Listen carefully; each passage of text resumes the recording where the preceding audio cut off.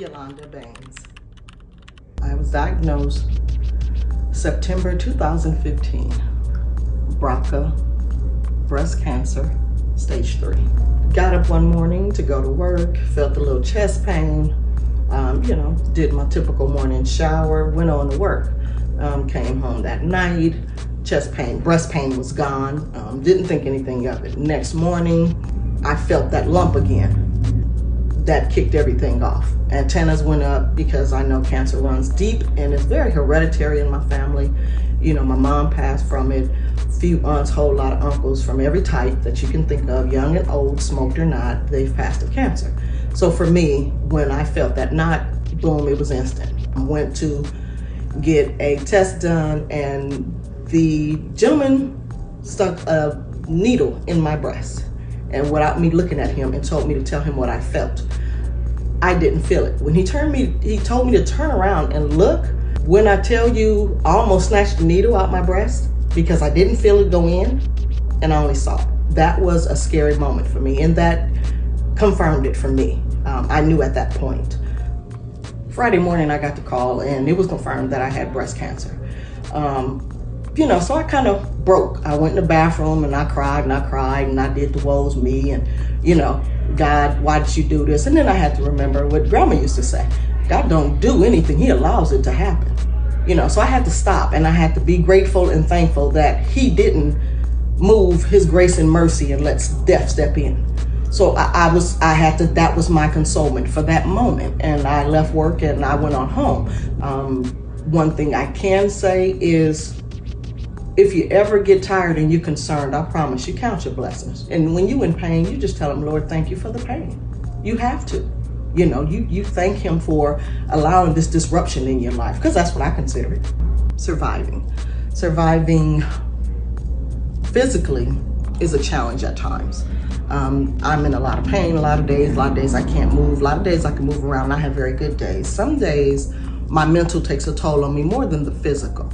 But what I will say, when it comes to your physical and it comes to your mental, especially your mental, you gotta have A1 mental, because cancer will chew you up and spit you out if you don't have a good mental. And I've learned you have to have a good spirit inside and out. Even though the challenging days, it's been many days, I've came to church, I've been at home, and I've cried myself to sleep. And Lord, I thank you for the pain, because He didn't have to do it. When I wake up in the middle of the night with body aches and my bones hurt and I can barely move, Lord, I thank you, because He could have let my bed become my cooling slab, and He didn't. So for that, I'm very grateful and I'm very thankful. I'm glad I've learned years ago to pray, because without prayer, I don't know sometimes where I would be, and you don't have to have a long dissertation. And that's what I learned spiritually and mentally. If you can just call out His name, you good. You just call on Him whenever you in pain. You just, Jesus, and He's gonna comfort you. It might not be right then and there, but He got you physically.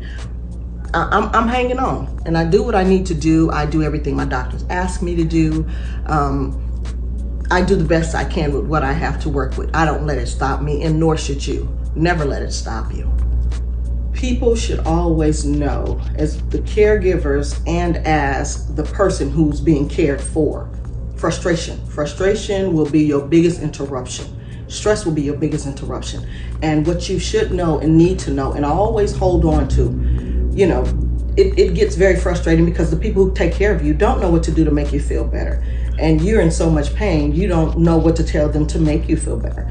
That being said, folks don't have a support system, and people don't the way I did. And I'm very grateful and I'm very appreciative that I had it then, I have it now. So what I do in turn now is I volunteer and I go sit with folks who don't have a support system. Whether it's my day of treatment or not, I sit with folks, younger, old, men, women. I sit with them all, because everybody needs that support and everybody don't have it. So for me, it's self-filling, and I feel like I'm doing my just part by supporting somebody, because again, everybody don't have that support. And if you allow it, it will tear your family apart. So please, please, please, please, that frustration and stress, throw it out the window and just pray.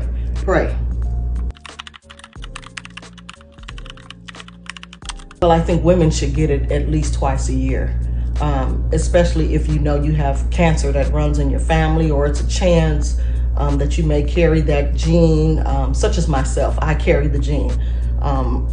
I didn't know I carried the gene until I got diagnosed. But it's very important. And men, please don't think for 1 second that men don't get breast cancer. 2 weeks ago, I sat with a gentleman in the hospital. His wife left him because he was diagnosed with breast cancer, and his little world crumbled. So men, please go get checked, as well as women. Women, stay on top of your girls. Get your lady parts checked, and that includes your cervical, everything. Please get your colons checked. It's very important. Unity. First of all, we're gonna start with Candy. Candy is my friend for over 30 years. Thick and thin, up and down, that's my ride or die. She used to always watch Unity on live in the midst of COVID. And a couple of times I watched it, and then I finally said, okay, well, let me go ahead on and go. So I came a few times, and then I joined. When I tell you I came here, that second visit, I felt home. I came from Kojic. I didn't no longer feel home there. I didn't feel the presence of God the way I used to, no, nothing. So when I came to Unity, it was instant, from the bells at the sidewalk to the morning hugs to the coffee. It just fell into place, and it felt real. It felt like family. You felt the love. For me, it was very important that I find somewhere that I could worship. And Unity has given me that. Unity has given me that through thick and thin. I love the camaraderie. I love the love. I don't make it to no other part of the service. I'm gonna be in prayer and worship, because that does it for me. That does it. You can watch it at home, not the same. I love being in person. I love Unity. I love my new Unity family. I love my bishop. I love First Lady. When I tell you, First Lady has gotten me through some calls, So I definitely appreciate my whole Unity family. Big and small, the little kids down to the babies. I love it. I love what they stand for. I love what they do for the community. I love what they do and celebrate each other and love on each other, no matter what. So, if you don't have a church home, come on to Unity. We got you.